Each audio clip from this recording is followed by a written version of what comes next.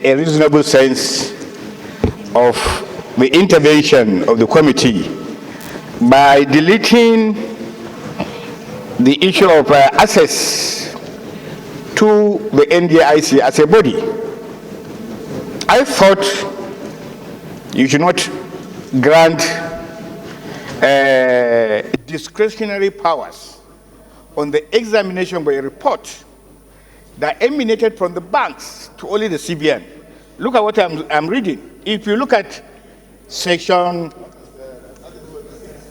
26, the corporation may be granted access to reports of examination conducted by the central bank.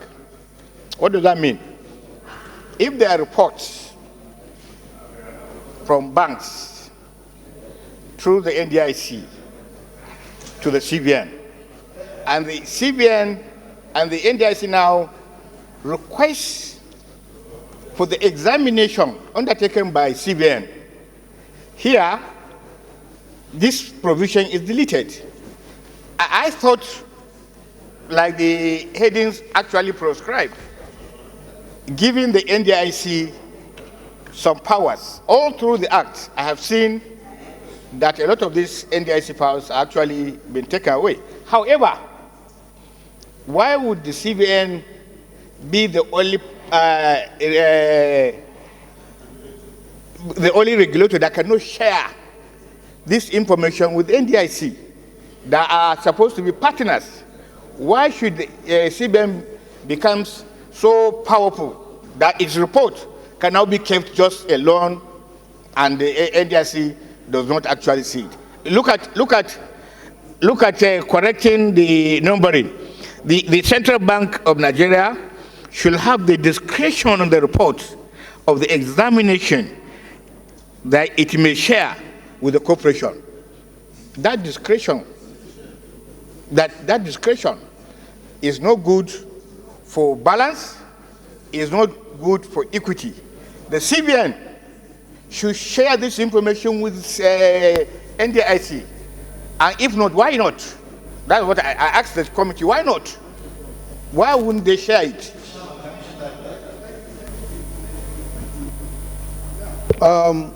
The first and foremost, the fact remains that you see, the examination role is jointly done by both the CBN and, of course, the NDIC, and I think that that is sufficient.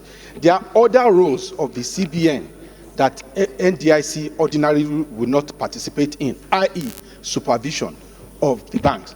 But the examination, it is usually jointly done by both bodies. And I think that for the sake of regulation, that is sufficient.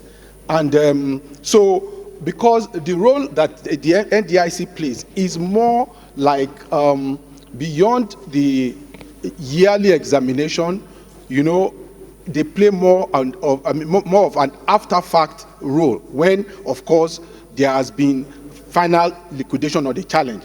But even before then, they also both participate jointly. So you still have to give the CBN their preserve in terms of their role as the regulator of the entire system. And don't forget, the CBN also is a major shareholder of NDIC. They own 60% of NDIC in terms of the ownership. You understand? So again, you also must give them the independence that you have given to them as the overall regulatory body. So I think that maintaining the principal act as stated here is sufficient, because NDIC has, you know, they have the examination role, which is jointly done on a yearly basis, and it's very practical. So there is no information that they need, that they won't get during the course of their examination, and that is the essence of this. So you have to preserve the independence and of the CBN. Thank you.